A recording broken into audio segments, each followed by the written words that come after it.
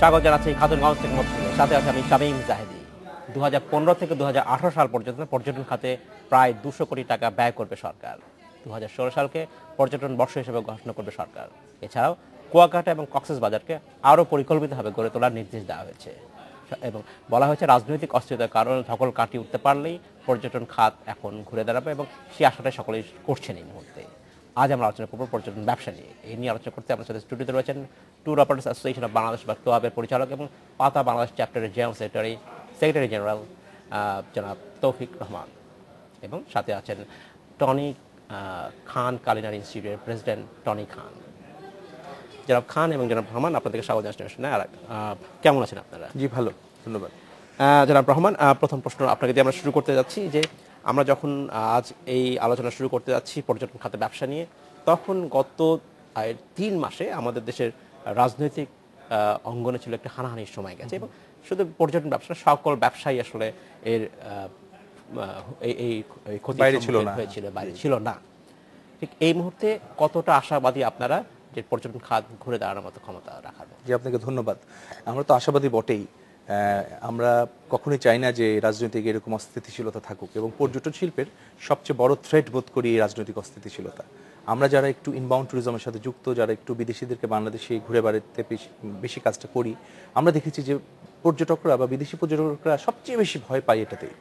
মানে ওরা ন্যাচারাল যে ক্যালামিটিস আমাদের আছে সেটার চেয়ে বেশি ভয় পায় রাজনৈতিক অস্থিরতা। যে আমি তো তোমার দেশে ঘুরতে বেড়াতে এসেছি, কিন্তু আমি তো বেরোতে পারছি না। কিন্তু সমস্যাটা হলো যে রাজনৈতিক অস্থিরতা বা স্থিতিশীলতার যে সুবাতাস আমরা দেখতে পাচ্ছি, সেটা আসলে আমাদের সিজনের শেষে হয়ে গেল।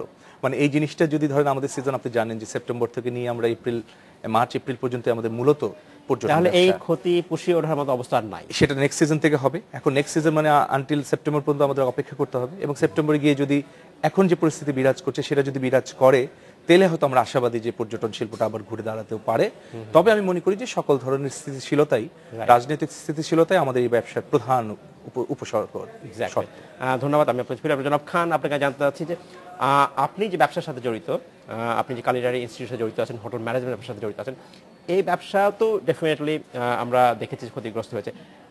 এই ক্ষেত্রে সামনে ঘুরে দাঁড়ানোর মতো সুযোগ এসছে কিনা, বা যে ব্যবসার যে ক্ষতিটা হয়েছে সেটা কি আর ফিরে পাওয়ার সম্ভাবনা আছে কিনা? থ্যাংক ইউ রিয়েলি আমাকে অপরচুনিটি দেওয়ার জন্য। তো অবশ্যই if there is a system that we can do it together and friendlier way, and of course those losses can be proactive and do some again back to the drawing board, that way we can target the our issue, and আমরা আশা সেটাই করবো যে সংঘাতগুলো আসলে drawing রুমে এসে বসে সমাধান করা যায় কিনা, সেই আশাটা আমরা অ্যাবসলিউটলি। আমি মনে করি সলিউশন ইজ এভরি সেক্টর থাকা উচিত। আর সব থেকে আমরা বলি হসপিটালিটি ফ্রেন্ডলিয়ার। এক্স্যাক্টলি। আমি যদি আপনাকে ফ্রেন্ডলিয়ার করে দেখি, তাহলে সবকিছু কিন্তু সমাধান করা সম্ভব। তো টনি খান ইনস্টিটিউট আর ইভেন সিনা গ্রুপে যে আমাদের 4টে হোটেল এখন আসতেছে বাংলাদেশে, তো আসলে এটাই কিন্তু বাংলাদেশ সামনেই যাচ্ছে। তো তার জন্য আমাদের সাপোর্ট অ্যাসিস্ট খুব দরকার আছে। জনাব খান, আপনাকে ধন্যবাদ। আমি আপনাদের ফিরে আসবো। জনাব রহমান, 2016 সালকে পর্যটন বর্ষ ঘোষণা করছে সরকার। কি আসলে হবে এটা? বলে কি এমন আমরা লাভবান হব? না, এটা হচ্ছে কি যে আপনি যদি পৃথিবীতে পর্যটনে সমৃদ্ধ যে দেশগুলি আছে, খুব দূরে যাওয়ার দরকার নেই। আমাদের পার্শ্ববর্তী দেশগুলোর দিকে যদি তাকান, আপনি দেখবেন যে এই বছর 2015 কিন্তু ভুটানে কিন্তু পর্যটন বর্ষ চলছে, অলরেডি শুরু হয়ে গেছে জানুয়ারি থেকে।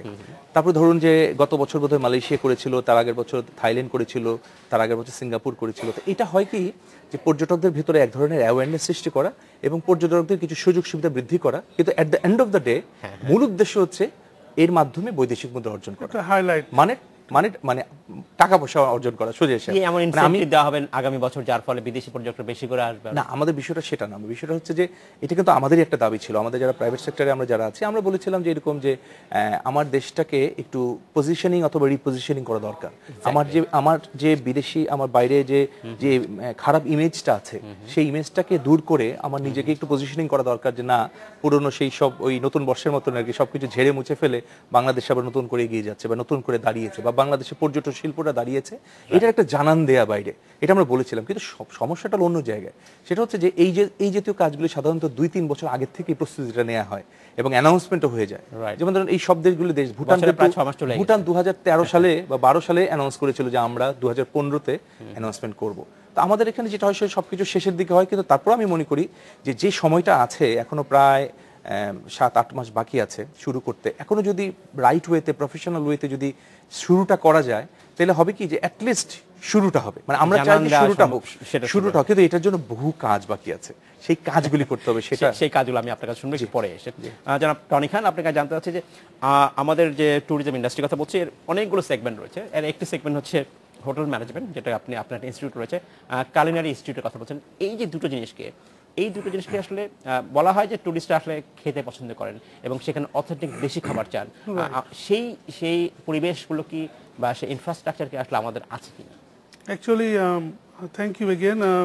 বাংলাদেশে যখন আমি অনেকদিন ধরে এটা আমার দেশের বাইরে ছিলাম, আসলে বাইরে থেকে যে কাজগুলো নিয়ে আমি অভিজ্ঞতা নিয়েছি, 26টা দেশে কাজ করছি। কারণ কি, আসলে এটা আমার জীবনে একটা বাংলাদেশি হয়ে যে আমার নিজের দেশে ফিরে এসে এখানে একটা প্রতিষ্ঠান করা, যেখানে আমি গড়ে তুলতে পারবো কিছু স্কিল ডেভেলপমেন্ট। হ্যাঁ, হোটেল ম্যানেজমেন্ট আমাদের অনেক ল্যাকিং আছে, আর এটাকে আরও একটা পলিসির মধ্যে আনতে হবে। অ্যান্ড ডেফিনেটলি পাশাপাশি যে institute training, developing and job placing, এটা থাকতেই হবে। Because we say three things: skill, knowledge and attitude. Without these three, কোনো কিছুই সম্ভব নয়, কারণ I will be incompetent or not competent.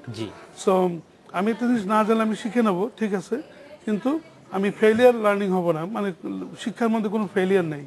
তো প্রশিক্ষণ মাস্ট, কারণ ওখানেই কিন্তু আমার basic they stand their own fit.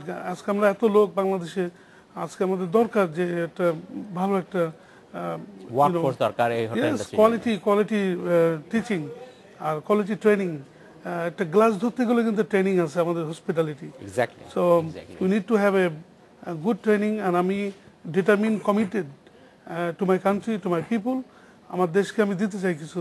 So আপনি যোগ করতে চাচ্ছেন, এটা একটু যোগ করি আমি। সেটা হচ্ছে যে আমাদের আশার দিকটা হচ্ছে এটাই যে টনি খানের মতো যারা প্রফেশনালস, তারা দীর্ঘদিন বাইরে থাকার পরে একটা সময় তারা ফিল করেছে যে তার কিছু কন্ট্রিবিউট করা আছে দেশের জন্য। আপনি যদি ভারতের দিকে তাকান, দেখবেন যে এনআরআই যাদেরকে আমরা বলি, নন রেসিডেন্স ইন্ডিয়ান, সরকার কিন্তু আহ্বান করছে বাইরে থেকে যে সমস্ত স্কিল যারা ম্যান পাওয়ার আছে যে তোমরা আসো এখানেও। কিন্তু ইভেন পাকিস্তানের কথা, প্রচুর পাকিস্তানি যারা বাইরে আছে, স্কিল লেভেল আছে, ভালো আছে, তাদেরকে নিয়ে আসা হচ্ছে। কিন্তু আমাদের যে সমস্যাটা হলো যে টনি খানের মতো ভদ্রলোকরা তারা নিজেরাই ফিল করছে আসার জন্য, কিন্তু এটা সরকারি তরফ থেকে হতে হবে। আপনি যখন এই কাজটা করছেন যারা খান, তখন কি ধরনের প্রতিবন্ধকতার সম্মুখীন হচ্ছেন? অ্যাকচুয়ালি হয়তো সবাই আমাকে একটু ভালোভাবে চিনে যে হসপিটালিটির মধ্যে আছি আমি। কুকিং এর সারা জীবন আমার জীবনে এটাই তো আমার একটা প্যাশন। তো এর মধ্যে আসলে আমি খুবই ইজি সবার থেকে সাপোর্টটা পেয়েছি। কিন্তু একটা ব্যবসা করতে হলে আমরা জানি বাংলাদেশে একটা যদি ব্যবসা করতে চান, doing business is very difficult in Bangladesh. এই ধরনের অনেক লাইসেন্সিং এর ব্যাপার আছে। এই ধরনের কাজের ক্ষেত্রে আসলে আপনি কি ওয়ান স্টপ সার্ভিস পাচ্ছেন? Absolutely. Actually, Bangladesh government through the ILO, they really support me well, and we are registered. So এটা আমি বলি যে সম্ভব সবই, কিন্তু আমার তো ব্যাকগ্রাউন্ড আছে, যার জন্য হয়তো আমার জন্য ইজি হয়েছে এটা। তা আমি মনে করি যে এটা ধরে রাখা যেরকম সবারই, এটা আপনাদের সবারই, দেশবাসীকে। তো এখান থেকে আমরা হয়তো আপনি শুরু করতে পারবেন। জনাব খান, আপনাকে ধন্যবাদ। আমাদের সময় হয়েছে এটা বিরতিতে যাবার, ফিরে এসে আমরা কথা বলবো।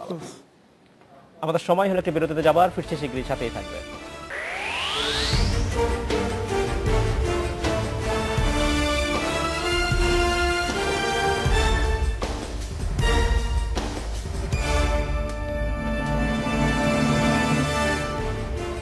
স্বাগত আরেকবার খাতুনগঞ্জ থেকে মত।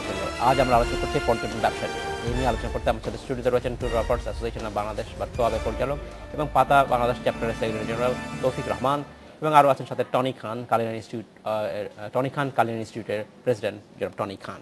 জনাব খান এবং জনাব রহমান, আপনাদের কাছে স্বাগত জানাচ্ছি আরেকবার। জনাব রহমান, বিরতিতে যাওয়ার আগে আপনি কথা বলছিলেন, আপনি বলছিলাম যে 2016 সালের যে আমরা কথা বলছি যেখানে ট্যুরিজম বর্ষ হিসেবে পালন করা হবে নেক্সট ইয়ারকে, বেশ কিছু কাজ বাকি আছে এবং এখন বেশ কিছু স্টেপ নিতে হবে আমাদেরকে, যার ফলে আমরা সেই প্রোগ্রামটাকে সাকসেসফুল করতে পারি। আপনি বলছিলেন সেই বিষয়ে কি ধরনের পরিকল্পনা এখন নিতে হবে? সেটা হচ্ছে যে যে মানে পৃথিবীর অন্যান্য দেশে যেটা হয় সেটা হচ্ছে একটি বছরের ধরুন আমি জানুয়ারি থেকে ডিসেম্বর পর্যন্ত 2016কে ধরছি এবং এখানেই আমাদের এই বর্ষটা হবে।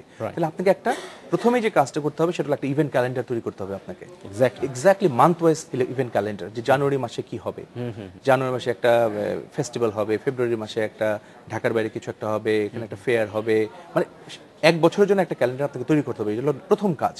সেই কাজটা কিন্তু শুরু হচ্ছে। আপনাকে আমি বলে রাখি যে আজকেও কিন্তু আমাদের 3টা সাড়ে 3টা থেকে একটা মিটিং আছে এই বিষয়টা নিয়েই, ফাইনালাইজ করা নিয়ে। এটা হচ্ছে প্রথম কাজ, নাম্বার 1। নাম্বার 2 হচ্ছে যে আপনি যখন এটা তৈরি করবেন তাহলে তখন আপনাকে মার্কেটিং করতে হবে। আমাদের এখানে যে এম্বাসিগুলি আছে, আপনাকে বলে রাখি যে পৃথিবীতে অনেক দেশ আছে কিন্তু সব দেশ কিন্তু ট্যুরিস্ট জেনারেটিং কান্ট্রি না। ট্যুরিস্ট জেনারেটিং কান্ট্রি কিন্তু হাতে গোনা 16, 17, 18টা দেশ, মেইনলি ইউরোপের যে দেশগুলি আর যেখানে যারা বেড়াতে যায়, তার বাইরে হচ্ছে আমেরিকা, কানাডা, অস্ট্রেলিয়া, নিউজিল্যান্ড, এই দেশগুলি, আমাদের ফার ইস্টে কিছু দেশও আছে, জাপান থেকে শুরু করে চায়না, ইদানিং থাইল্যান্ড, মালয়েশিয়া, এখান থেকেও বেশ কিছু পর্যটক আসছে। তার মানে হলো যে 15-20টা এম্বাসি। এখানে কিন্তু এম্বাসিটা একটা বড় ভূমিকা। আর যে মেলাগুলিতে আমরা এখন যাচ্ছি সেখানে কিন্তু ইভেন্ট ক্যালেন্ডারটা কিন্তু ওখানে গিয়ে অ্যানাউন্স করতে হবে আপনাকে, সেখানে গিয়ে আপনাকে বলতে হবে, সেখানকার যে ট্যুর অপারেটর যারা আছে, মিডিয়া পিপল যারা আছে, তাদেরকে নিয়ে আসতে হবে, নিয়ে এসে তাদেরকে বোঝাতে হবে, ইভেন্ট ক্যালেন্ডারটা দিতে হবে। আমাদের মতো ট্যুর অপারেটরদেরকে এটা পাঠিয়ে রিকোয়েস্ট করতে হবে যে আমরা যেন আমাদের পরবর্তী যে প্রোগ্রাম শিডিউল যেটা বা ট্যুর আইটিনারি যেটা, সেটার মধ্যে আমরা একটা ফেস্টিভ্যাল ধরবো। ধরুন এই যে পহেলা বৈশাখের ফেস্টিভ্যাল চলে গেল, 21শে ফেব্রুয়ারি চলে গেল, এর বাইরেও উপজাতীয়দের ফেস্টিভ্যাল হতে পারে, যে কোনো ধরনের ফেস্টিভ্যাল হতে পারে, এগুলোকে একটা টার্গেট করতে হবে, এগুলোকে পরিকল্পনা করে আনতে হবে। এক্স্যাক্টলি। এবং আমাদের মূল উদ্দেশ্যই থাকবে হচ্ছে যত বেশি, ধরুন এটা একটা উদ্দেশ্য তো হলো যে ডোমেস্টিক ট্যুরিস্ট, ডোমেস্টিক ট্যুরিজম তো আমাদের কিন্তু ডোমেস্টিক ট্যুরিজম কিন্তু এগিয়ে যাচ্ছে ডোমেস্টিক ট্যুরিজমের মতনই। এটা কিন্তু আপনি আটকে রাখার কোনো উপায় নেই। তাদের ভেতরে এক ধরনের অ্যাওয়ারনেস তৈরি করা যে এখানে পর্যটক আসবে বা এখানে এই জিনিসগুলি আসবে, তোমরা আরো বেশি করে বেড়াতে যাও, এটা একটা উদ্দেশ্য। কিন্তু পৃথিবীর অন্যান্য দেশগুলিতে যেটা থাকে মূলত সেটা হচ্ছে বাইরের থেকে ট্যুরিস্ট আপনি কত বেশি আনতে পারেন এবং কত বেশি তাদেরকে পর্যটন কর্মে ইনভলভ করতে পারেন, এবং এর মাধ্যমে at the end of the day আমরা যখন বলছি যে কত পর্যটন আমরা দেশে নিয়ে আসবো, যখন দেশে একজন পর্যটক আনবো, সেই ইনফ্রাস্ট্রাকচার আসলে আমাদের নাই, এটা আমরা সকলেই বুঝি। সেই ইনফ্রাস্ট্রাকচার তৈরি করতে হলে সামনে আমাদের কোন কোন দিকে নজর দিতে হবে? আপনি হোটেলের কথা বলছেন, হোটেল ম্যানেজমেন্টের কথা বলছেন, আমরা খাবার কথা বলছি, একজন পর্যটক এসে কি খাবে, কোন সময় খাবে। যদি একজন পর্যটক পয়লা বৈশাখের সময় আসে, নিশ্চয়ই উনি ইলিশ মাছের খেতে চাইবেন, সেটাই হয়তো আমাদের ট্র্যাডিশন হবে। এই সাহায্যগুলো করার ক্ষেত্রে আমরা প্রাতিষ্ঠানিকভাবে আসলে প্রস্তুত কিনা? অ্যাকচুয়ালি আমরা তো আমাদের যে ফুড, এত সুন্দর ফুড বাংলাদেশে, কেউ জানে না really what is Bangladeshi food. তো এর জন্য তো আমরা একটা হাইলাইট করা দরকার যে বাংলাদেশে একটা ফুড। এরপরেও দেখেন অ্যাবসলিউটলি দেশি খাবার পাওয়া যায়। ঢাকা শহরে কোনো রেস্তোরাঁ আছে? You see, that's what I'm saying. That the traditional things away. Even একজন বিদেশিকে নিয়ে গিয়ে আপনি খাওয়াবেন, দেশি নিয়ে বাংলাদেশে দেশি খাবার খেতে চাইবেন, কোথায় যাবেন আপনি? কোনো জায়গা না। Actually, a lot of foreigners যখন আসে তখন বলে টনি আমি তোমাদের ফুড দেখতে চাই। Exactly. So that is what it is. Unless until we are really organized. So I am working on something. আমি কাজ করতেছি ওই নিয়ে যে বাংলাদেশের ফুডের কথা যদি বলি, ফুডের আমি যেগুলো সিজনাল প্রোডিউস আমাদের যে ফুডগুলো আছে রিজিওনাল থেকে আনবো, যেমন খুলনার চই, এগুলো খুবই প্রসিদ্ধ, এখানে পাওয়া যায় না ঢাকায়, বাট যেমন সাতক্ষীরা, সিলেটের খুবই সুন্দর এগুলো, যে কত প্রোটিন অ্যান্ড হাইলি নিউট্রিশন। তো অ্যাকচুয়ালি আমরা যদি দেখি যে overall the 97% is a Bangladeshi tourist, it's only 4-5% is a foreigner. So if we can make this to be really more compromised and put together and highlight our food, it will be go all over the world. And there is a huge potential. একটা দেশে যেতে গেলে কিন্তু তার কালচারটা ফুডের থেকে আসে। যখনই ফুডটা খাবে তখন কিন্তু সে কালচারটা আরো বেশি জানা হবে। তো ভাই is absolutely right, because they are travelling and আমাদের কিন্তু দেশে প্রচুর অপরচুনিটি। তো স্টার্ট ডুইং নাও সামথিং। আমি একটু এই বিষয়টা একটু বলি, সেটা হচ্ছে যে ইনফ্রাস্ট্রাকচার কথা আপনি যেটা বললেন, আপনি যদি আমাকে একদম সরাসরি প্রশ্ন করেন যে বাংলাদেশ কি এই জাতীয় প্রোগ্রামের জন্য রেডি কিনা, ইনফ্রাস্ট্রাকচার বা সুপারস্ট্রাকচার অনুযায়ী, আমি বলবো না। অ্যাজ এ ট্যুর অপারেটর, যেহেতু আমরা বিদেশিদেরকে নিয়ে বাংলাদেশে প্রত্যন্ত অঞ্চলে ঘুরে বেড়াই, আমরা কিন্তু রেডি না। কিন্তু এখানে একটা প্রশ্ন আছে, সেটা হচ্ছে যে ডিমান্ড অ্যান্ড সাপ্লাই, মানে রেডি না বলে আমরা যে আসলে বসে থাকতে পারি না। ট্যুরিজমটা এমন একটা জিনিস, এটা মোটামুটি প্যারালালি চলে, একসাথে চলে। কিন্তু আজকে দেখেন, আমি নর্থ বেঙ্গলের কথা আপনাদের বলি, নর্থ বেঙ্গলে কিন্তু আমাদের অনেক আর্কিওলজিক্যাল প্রোডাক্ট আছে, এবং ইউরোপিয়ানরা বা একটু সিনিয়র সিটিজেন যারা আছে, বয়স্ক যারা আছে, তারা কিন্তু একটু আর্কিওলজি, হেরিটেজ, কালচার এটাই মূলত পছন্দ করে, rather than the beach or young যে অ্যাক্টিভিটিস গুলো এখানে দেখতে আসবেন। এক্স্যাক্টলি ইয়াং ক্রাউডটা তো আমরা পাই না, আমরা তো একটা এজেড ক্রাউডটা পাই। এখন দেখো নর্থ বেঙ্গলে আমাদের কোনো ধরনের কোনো হোটেল নাই, ছিল না আমার কি। বগুড়াতে একজন প্রাইভেট একজন ইনভেস্টর এসে সে একটা হোটেল করেছে, নাচ গার্ডেন একটা হোটেল করেছে, এবং এটা কিন্তু আমাদের কিন্তু চাহিদা কিন্তু মেটাচ্ছে। আমরা কিন্তু সেই জায়গাটাকে বেস করে কিন্তু কাজ করতে পারছি, কিন্তু আরো বেশি হওয়া দরকার। ধরুন রাজশাহী একটা ডিভিশনাল টাউন, রাজশাহীতে একটা ভালো হোটেল নাই। রংপুর একটা কত বড় একটা টাউন, রংপুর একটা ভালো হোটেল নাই। দিনাজপুর একটা ভালো হোটেল নাই।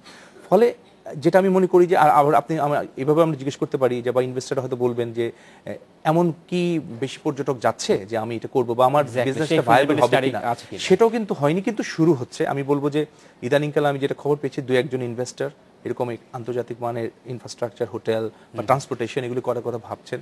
তো যত বেশি সংখ্যক এই মানে পর্যটকরা বা এরা আসবে, ডিমান্ড যত বেশি হবে, সাপ্লাই চেইনটা আসলে অটোমেটিক্যালি সেভাবে যাবে। এখন পাশাপাশি আমি বলি যে আসলে এই সেক্টর তো হিউজ, যেমন ডিসেবিলিটি যারা কর্মস্থানে, এখনো পর্যন্ত বাংলাদেশে সেই প্রচলিত কিন্তু এখনো হয়নি ডিসেবিলিটি ওয়ার্ক প্লেস। তো আমরা বলি না, of course is very important, কিছু দেশে ম্যান্ডেটরি। এন্ড আমার হোটেলে তো ওনাদের জন্য র্যাম্পি আছে আলাদা, কিভাবে। তো আমি মনে করি যে let's work together Bangladesh, let's support each other. আর আমাদের ঢাকা সিটিকে ক্লিন করার দরকারই, very big time. Now is a high time, the traffic and everything should be much more friendly. Khan, আপনাকে অসংখ্য ধন্যবাদ। জনাব রহমান, আপনাকে অসংখ্য ধন্যবাদ। তবে আমরা আশা করবো যে সকলের সম্মিলিত প্রচেষ্টায় এই খাতকে, ট্যুরিজম খাতকে আমরা এগিয়ে নিতে হবে। অসংখ্য ধন্যবাদ। এই ছিল আজকের মতো খাতুনগঞ্জ থেকে মতো ছিল। আমাদের সাথেই থাকবেন, দেখা হবে আবারও।